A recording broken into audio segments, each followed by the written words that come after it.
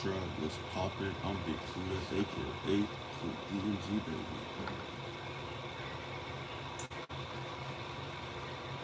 And this live, first of all, shout out to the Soul Tribe from DMG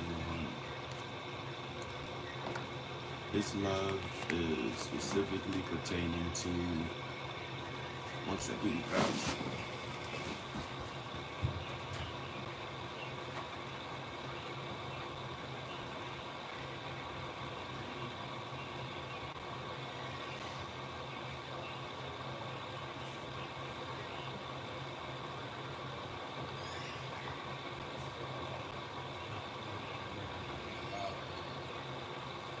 It's the chicken spot that y'all wearing. Wait. Talking to my homie. They invited me to their space here in Dumaguete, aka Negros Island here in the Philippines. And what I've noticed while being here in other provinces in Asia, not just the Philippines, but other provinces here in Asia, is there is a very common, very common, I don't know if it's a problem or just something I'm not used to. What I'm seeing here is that you got guys who usually prefer a younger wife, right? For a younger wife. And then you got some guys who don't care how they go about it. And for the men who don't care how they go about finding this younger wife, if they see an 11-year-old or 12-year-old or 13-year-old or 14-year-old that they think is potential and she lives in an environment where her family can't sustain, they will do whatever they can in a monetary way to possess that young girl. And it's very common here in Asia. And I'm not going to make it seem like it's only the foreigners doing it, because from what I'm seeing and from what I'm being told from my Filipino natives is that it's just like a common practice that the older guys, like the 50-year-olds and 60-year-old men, if they can afford it, they will go to the province, or if they already live in the province, they will find a young girl at 14, pay the family dividends and just keep her, offer her a better life, possibly put a baby in her by the age of, most of these girls are being pregnant by the age of 16. It's very common for them to get pregnant at 14 as well, but 16, and then by the time you got 2 kids in this young girl, and then she's been living with you for 6 years, and this codependency, she's 18 now, and now you marry her, like immediately, 18th birthday, probably that week, they have this thing here in the Philippines where you can get a quick marriage, and it's very cheap. It's meant for people who can't afford big weddings. And what they do is they just marry people off within minutes. And it's official. And, that's pretty much the way for a lot of guys who are coming out here to the Philippines, a lot of men in general here in the Philippines. And what I'm getting from the women who are in these marriages or who have been in these long-term commitments and contracts is it's survival. It's a survival tactic. So it doesn't come down to love. What it comes down to is I want to provide a better way for myself and for my family. Because you got to think, these young girls don't know about crypto. They're not educated in the ways that we're educated to get it. And their resources are very limited from the jump. Shout out to the tribe, by the way. Don't forget to like the live, show some love, and drop any comments and any questions. I know we roll different over here. Pop up and show some love. Ask anything. I'm dropping some things, some details that may make you uncomfortable, but it's straight from the source. You know,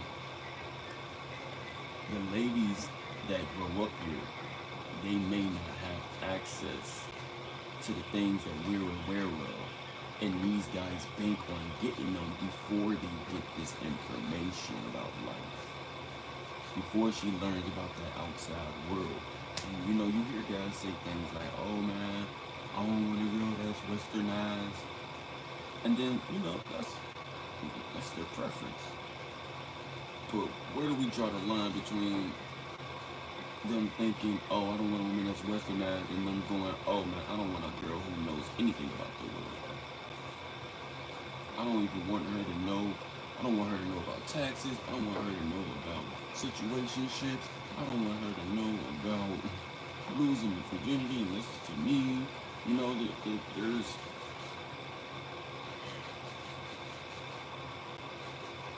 it's sickening to me, but it's a very, very real reality. And from the young ladies who join these relationships and these contracts, these are some of the stories, these are some of the things that they have to say. Maybe in a future live, I'll be able to bring them on themselves so they can come tell you for themselves. But not often are these ladies comfortable with getting on camera because they still want to find marriage, they still have hope. Or they're in that relationship and they can't piss off Mr. Barkleskins for whatever reason. So, let's pop it off by saying, is it love or is it survival? And if it is love, in what way is it? You know, if you take a puppy from its mother, what is it going to do? It's going to cry. After about 3 days to 5 days of that puppy being without its mother, it's going to look to you to provide. It's going to follow you everywhere. It's going to treat you, especially if you're feeding this puppy now. Now you're 6 months into owning this puppy that you snatched away from the mother. And I know y'all are desensitized, so y'all don't even care about thinking like that. But just stay with me. Just stay with me. Now this puppy is fully dependent on you, and it thinks it loves you. So now you're the happiest moments of his life. When you walk in the door, it's all about you. And it was never about you. It was never about you. Now, if you do that to a human being, if a kidnapper does that to a person, snatch them up, make them dependent on them for years, this person will develop feelings for their abuser. Even in history, when it comes to slavery, you have many, many, many cases of the slaves often feeling empathy or love for their slave master. Was it because they really loved them, or was it because of the conditions of what they had to grow to survive? Well, circumstances. I would say B. But I can't speak for them. So I do let these ladies speak for themselves. I let the dog speak for itself if it could. I let the slaves speak for themselves. And the ladies that I spoke to, it's circumstances. You see, at an early age, they see this is what life got for me. Work at the sugarcane field, become a wife, or be out here trying to figure out what to do. And though some of these women do get better options, they do get better results, and they do go out here and make something with themselves. A lot of them try, and then they get lost in the sauce and end up in the streets in a different type of way. And man, it's tough. It's tough. So for a lot of these young women, and we're not talking about the ones who are 20, 25, 19, we're talking about the babies. They have to come up with a decision and plan like, hey, I need to do this for my family. This man is offering warmth, he's offering Wi-Fi, he's offering food, he's offering my family money. He's saying he won't beat me. They don't know what else they're signing up for. They have no clue until they move into their house and sign up for it. I've even heard women tell me stories about their grandparents and uncles and, very, very close family members taking their virginity. And then, because if somebody else was to take it outside of the family, you would have to pay a penalty if you were not marrying that child. And that's blowing my mind all by itself. But a lot of these women are calling it survival tactics. I sign up for this. If he's 55, I'm 14. He may live for another 15 years. When I'm 30, I'll probably have 2 kids, and I'll probably have a couple of properties to my name, and hopefully he'll probably be gone. Does it sound like a fair trade? I don't freaking know. But this is the thought process for some of these young ladies. And I'm not saying that they're coming from a gold digger perspective. Again, this is survival. This is survival. A lot of people choose love. A lot of people choose respect. A lot of people don't give a F. They just want to be happy and comfortable. And here in Asia, it's very, very common for the trade-off to be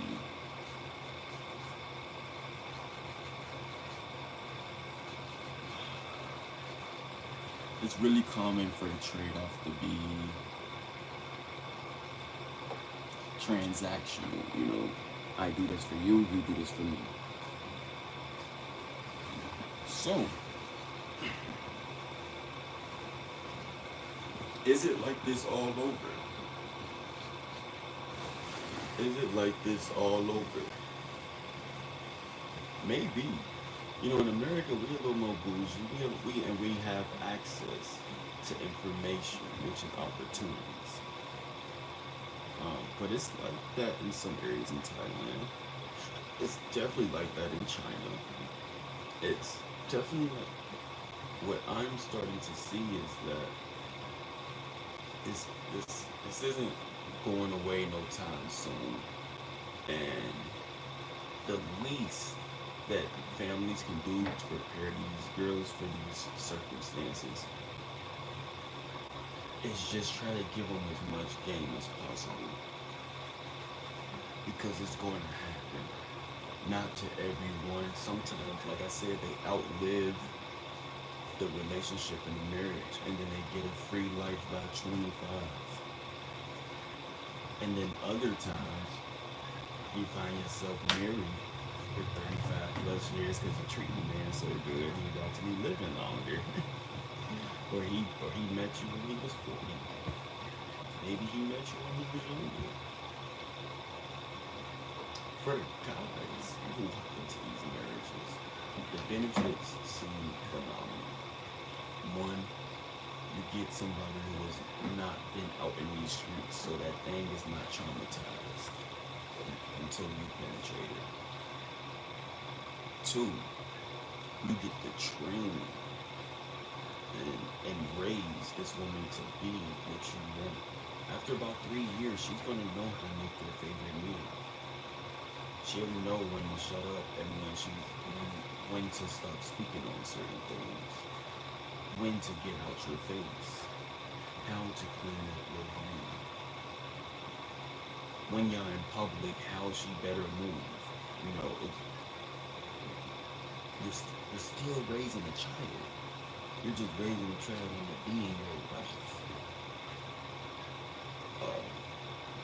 And again, she looks young for the rest of your life, because if you're going out into these hills and these mountains where these young Filipino or these young Asian girls are, nah, don't run from me. Don't run from me. We got to talk about it. Come on. If you're going out into the mountains where these young girls are, and you find you somebody that you think is gonna look good in the next 10 years, you might be 60, you might be 45, you might die at 50, you might die in the next 3 years. But you know that she's gonna look better every year that it goes for you. And if you take care of her and take care of her family or whatever conditions, my homie, appreciate you for even letting me know that. What about now? We good now?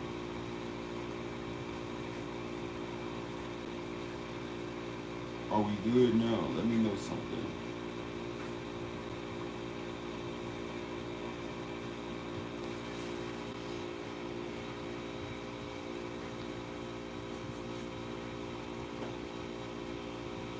I ain't gonna caveat the AC cannot go off, so I'm gonna just speak as loud as I possibly can. But I appreciate you for being the one to hop in the live and drop that small joke. You made it a lot better. Thank you. The trade off for young women, super young girls, um, marrying really old men is that they may outlive the relationship. And the man is okay with that, the woman is okay with that. Most of the time, the man already has everything figured out in life. He just wants someone to take care of him. All right, we're gonna take it out for a moment. He doesn't even care if she loves him. What love got to do with it at this point? Let's be transparent. What love got to do with it at this point? All he knows is he wants somebody to make him feel good.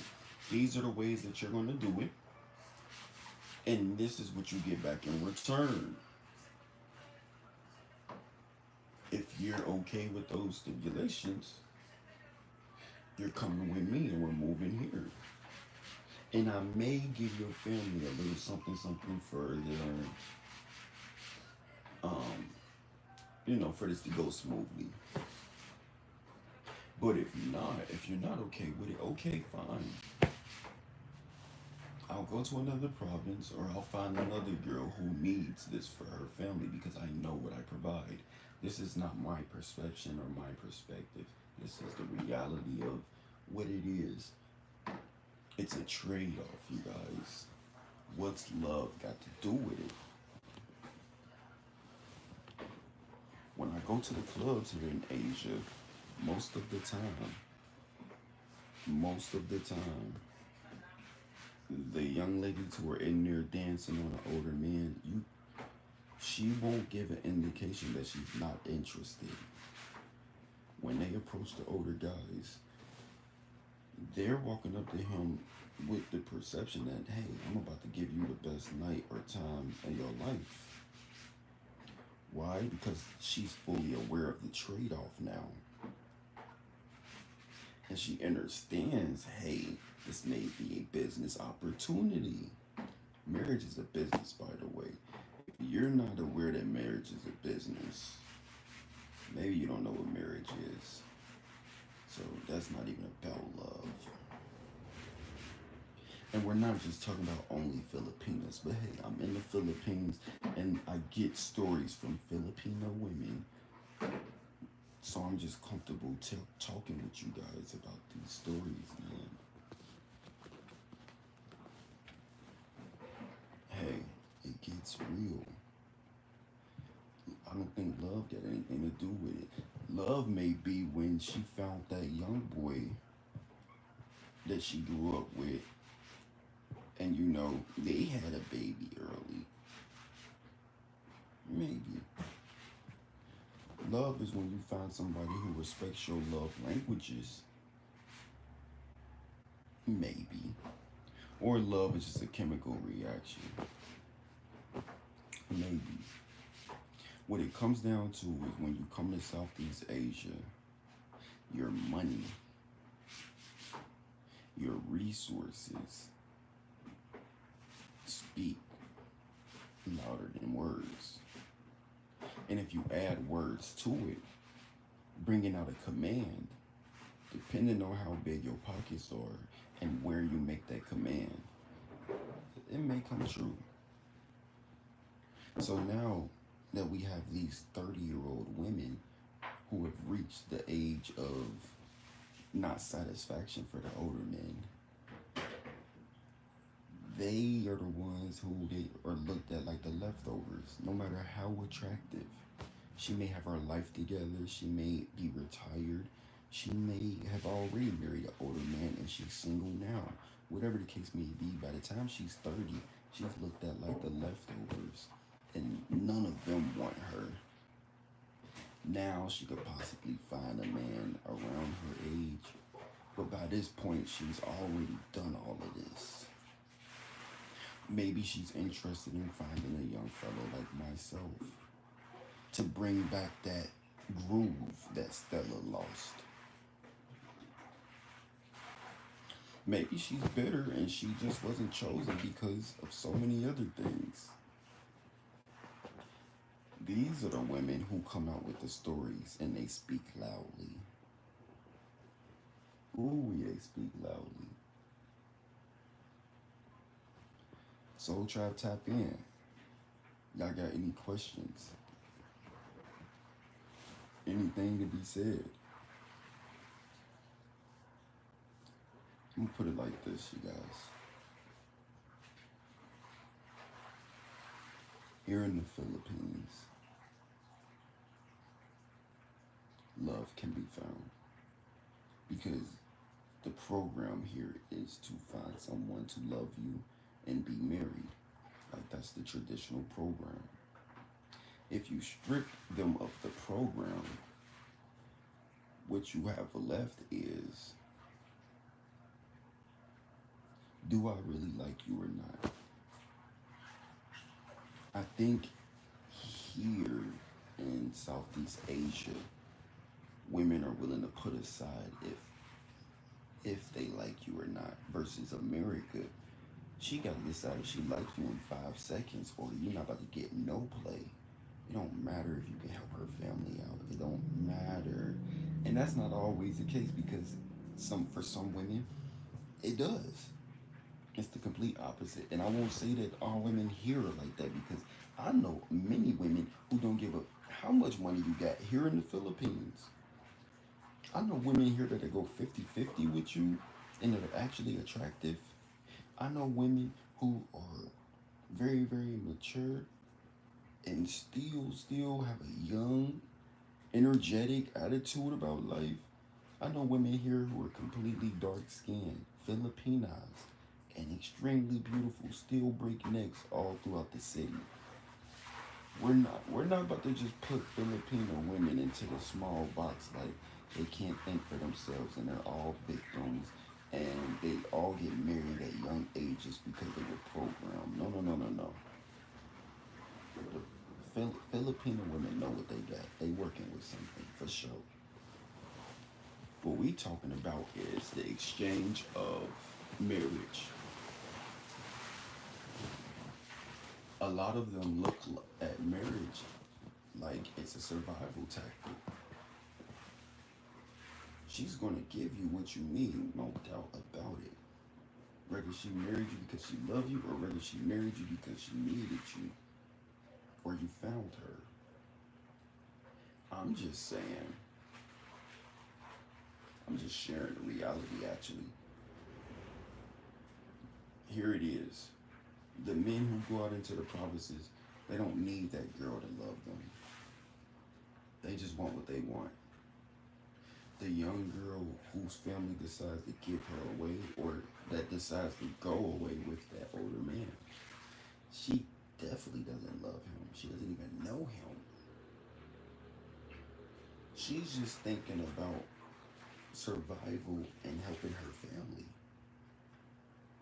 And if they happen to make a family and there's paperwork involved, then hey, maybe there's a benefit to this 10 years down the line. I hear about these websites, you guys, where men, they become a part of these clubs so that they can find Filipino women, and these men are very, very wealthy. Yeah, this is a thing. Y'all know how we got Tinder Facebook dating in America. That's all that. They got that too. But what they got here in Asia is they got sites where all your money talks. That's it. You make 100,000 every 3 months, you qualify. You're paying for every single message you send a fine young lady that you like. And what you do is, like in Rush Hour 2, when they open up them doors and you see all them girls, you go, oh, I want this one, I want this one, I want that one. And then they go, okay, it's this much to have a conversation with her. And then you pay for those conversations. And then if you like the interactions, you go, I want to take her on a date, I want to take her on a date, and we're going here to the mountains to do this. And they go, okay, we'll arrange that for you. Pay up some more. And you pay some more, you pay some more, until you finally get the woman in your presence and you say, I'm tired of paying this company to see you. I just want to marry you. Will you quit? Will you quit this job with me and just marry me? I promise you I can pay you so much more than them. And then that young lady goes, we'll see, or sure. And then what happens is normally 5 years later or 10 years later, y'all get divorced. You want to move her out to America or Switzerland or wherever you from. She gets half of everything. And you know, right before you die, you get to see it get stripped away from you. But you signed up for that. You did. Literally, you got on that website and you looked for that transaction. She just made sure that she was going to get hers at the end. Is it the chicken or the egg? It don't freaking matter. Y'all let me know, can y'all hear me? I ain't had nobody drop a comment in a while. This must not be our crowd today. What time is it? Surviving marriage in the Philippines. I've also heard Filipino women talk about how marrying a Filipino man has been a disaster for them in these ways. One, they say the Filipino man is very, very aggressive and angry with life. So if he isn't financially secure or hasn't grown up in a loving family and household, when it comes to expressing himself with his wife, it usually comes with wildness. They say they don't want that. Or that the Filipino man may have a harder time sticking to a job. He wants to drink and hang out with his friends. They don't want that. Or the Filipino man doesn't care about all this sitting out in the sun. So he goes out in the sun and he becomes dark skinned. And you know how they treat dark skinned Asians compared to dark skinned men from America. They don't want that.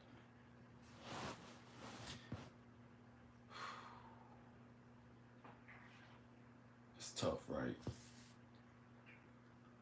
So then they get, here's what it is. They assume that foreign is better because of the guys who get access to passports, but they don't understand that just to have a passport, you separate yourself from the rest of the men in America.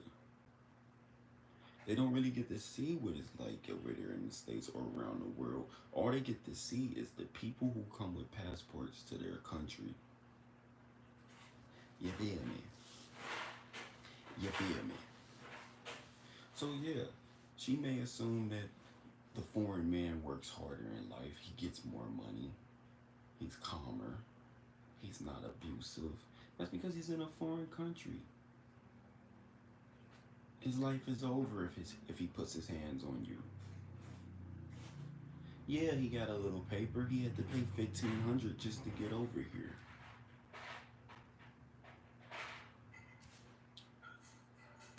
And that's not the case for all of us.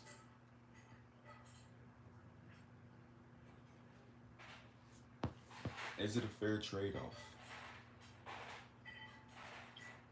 What do you guys think?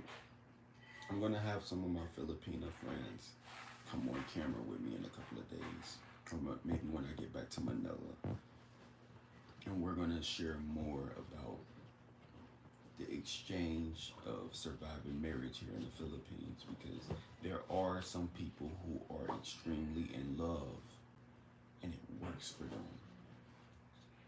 And those are the love stories that people here wish for. They'll watch it 1,000 times on the internet.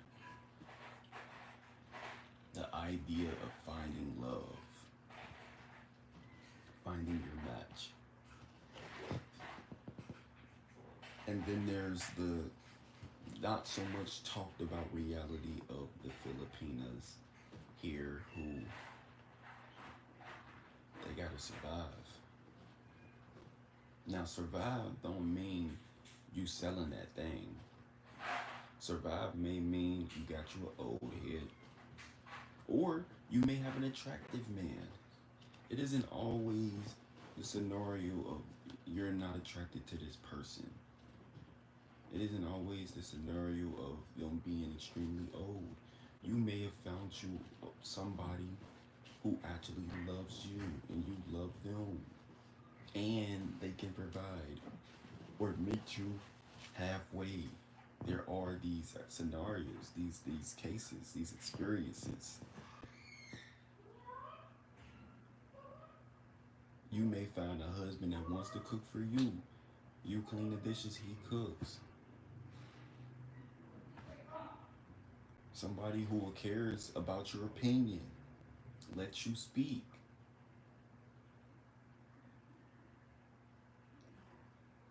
It's possible. It's possible. But I'm seeing here when it comes to dating and falling in love in the Philippines, I do notice that a lot of women don't treat you good, and that is just the bare minimum for them. So, love isn't just enough for me. For me, I need your respect as well. Because somebody can love you and disrespect you, and then that's when you find yourself hurting about somebody and changing yourself, all because this person didn't have discipline. I bring this up because I've been offered multiple opportunities from women in relationships here, especially the ones who aren't married. Like, if they just got a boyfriend, and this isn't every woman, because a lot of women are here are serious about dating, they're serious about commitment, they're serious about the relationships. And then there are many who are like, shoot, what's good? What's good, chocolate?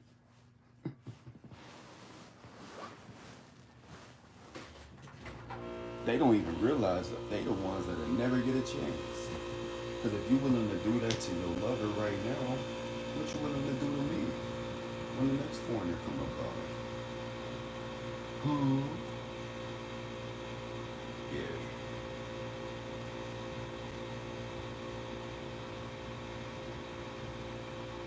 It ain't just about like dating here.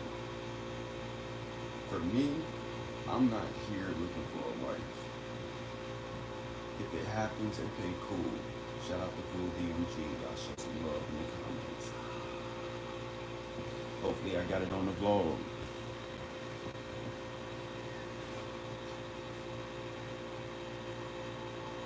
I just have this idea that as you become more successful and as more women are able to see the lifestyle that you provide for them, you will have some who will act and compromise just so they can get in that role. Men too, it's vice versa. And me, as I grow bigger and bigger, there are going to be people who are willing to play the part and walk it and talk it, even if they really don't love me or want to be with me. So I'm not too quick to rush into these relationships. I need to see, first of all, there's a friendship and chemistry and respect and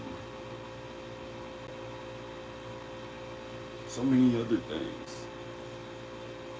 But you know, for the guys who worked, and you got your bag, and now you're just extremely lonely. I'm not saying that you don't deserve to be with somebody. I'm not knocking that. If you 70, hell, if you 50, and you want a pretty woman by your side to at least show you a good time while you gonna live the rest of your life in this country, that's your prerogative. It really is. But why y'all gotta choose the 11-year-olds?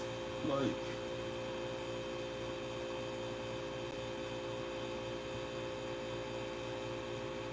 what's up with the babies? You gonna stick that old wrinkly thing up in these babies? Cause the ones in their 30s is fine too. The ones in their 20s is fine too. Truth be told, the ones in their 40s is fine too. To me, I don't know what it is about a young girl with a child developed body just make y'all get moist and hot. Y'all just be salivating over these kids.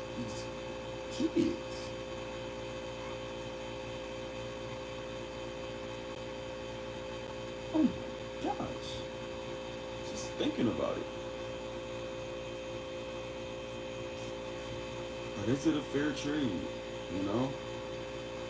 Maybe we'll get a woman on here who's had her family paid off by a foreigner come tell her story. I do know some women who got some very, very interesting stories. I just want to allow them the time to tell it when they want to tell it. Let me know what y'all think down in the comments. Is it a fair trade? Is it slavery or is it an investment?